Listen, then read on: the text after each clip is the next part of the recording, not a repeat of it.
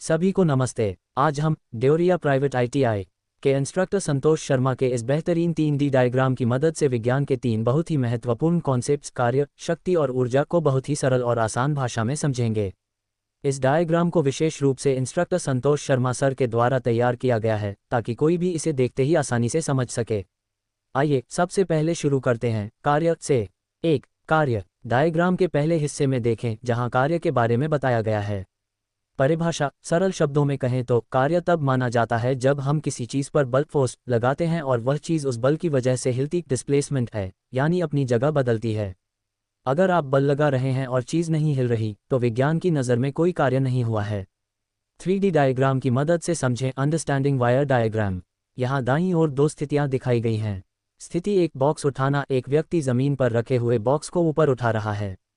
यहाँ बल F ऊपर की तरफ लग रहा है और बॉक्स भी ऊपर की ओर विस्थापित D हो रहा है। चूंकि बल और विस्थापन की दिशा एक ही है, यानी कोण थीटा = 0 डिग्रीज, इसलिए यहाँ पूरा कार्य हो रहा है। स्थिति 2 बॉक्स खींचना, एक बॉक्स को रस्सी से खींचा जा रहा है। आप देख सकते हैं कि विस्थापन D तो सीधा हो रहा है, लेकिन बल F थोड़े कोण तिरछा पर लग रहा है। इस स्थिति में कार्य की गणना करने के लिए बल का वह हिस्सा लिया जाता है जो विस्थापन की दिशा में काम कर रहा है। इसी को समझाने के लिए फॉर्मूला दिया गया है। सूत्र formula W = F d cos theta.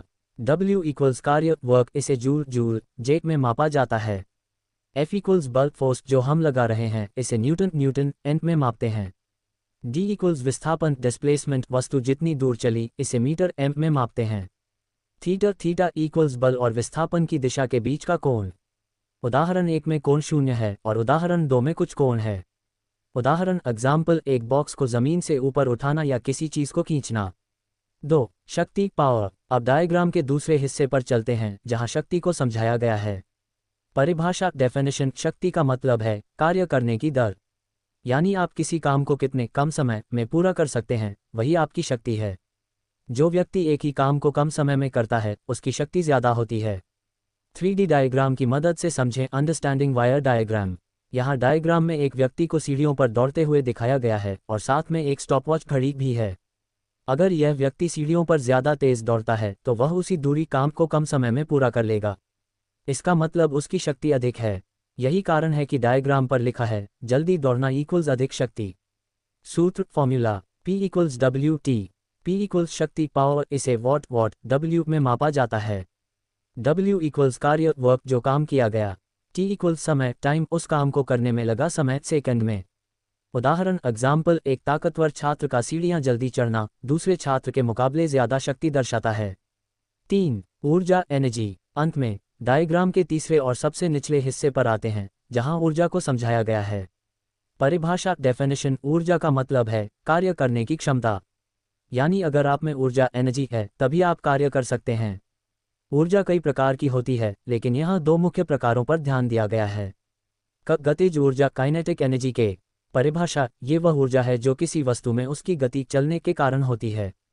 अगर कोई चीज चल रही है तो उसमें गतिज ऊर्जा है। जितनी ज्यादा रफ्तार होगी उतनी ज्यादा गतिज ऊर्जा होगी। सूत्र K = 0.5 × m × v वर्ग। m = वस्तु का द्रव्यमान मास वजन। v = वस्तु का वेग वेलोसिटी रफ्तार। स्थिति ऊर्जा पोटेंशियल एनर्जी पे।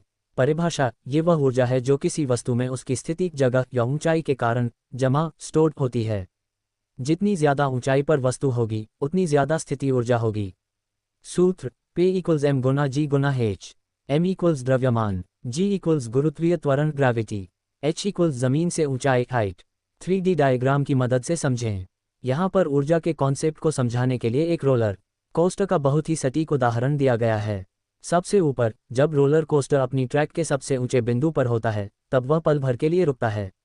यहाँ उसकी ऊंचाई h सबसे ज्यादा है, इसलिए यहाँ पर उसकी स्थिति ऊर्जा पे अधिकतम हाईएस्ट होती है। नीचे जाते समय फॉलिंग, जैसे ही कोस्टर नीचे की ओर आता है उसकी ऊंचाई कम होने लगती है, यानी उसकी पे कम होने लगती है, लेकिन साथ ही उसकी रफ्तार तेजी से बढ़ती है। सबसे नीचे बॉटम पॉइंट, जब कोस्टर अपने ट्रैक के सबसे निचले हिस्से पर होता है तब उसकी रफ्तार सबसे ज्यादा होती है। यहाँ उसकी सारी पे कम हो चुकी है और ऊंचाई भी कम है, लेकिन रफ्तार अधिकतम होने के कारण यहाँ पर गतिज ऊर्जा के अधिकतम हाईएस्ट होती है। विशेष बात यही ऊर्जा संरक्षण का सिद्धांत law of conservation of energy है। डायग्राम के साइड में लिखा है, जैसे जैसे ट्रेन नीचे जाती है, पे के में बदल जाती है। इसका मतलब है कि ऊर्जा एक रूप से दूसरे रूप में बस बदलती रहती है, खत्म नहीं होती। आउटरोप निष्कर्ष। तो साथियों, इस एक 3D डायग्राम की मदद से आपने कितनी आसानी से समझ लिया कि कार्य इक्वल्स बल गुना विस्थापन गुना cos थीटा, शक्ति इक्वल्स कार्य करने की रफ्तार, ऊर्जा इक्वल्स कार्य करने की क्षमता और स्थिति व गति के साथ इसके बदलते रूप।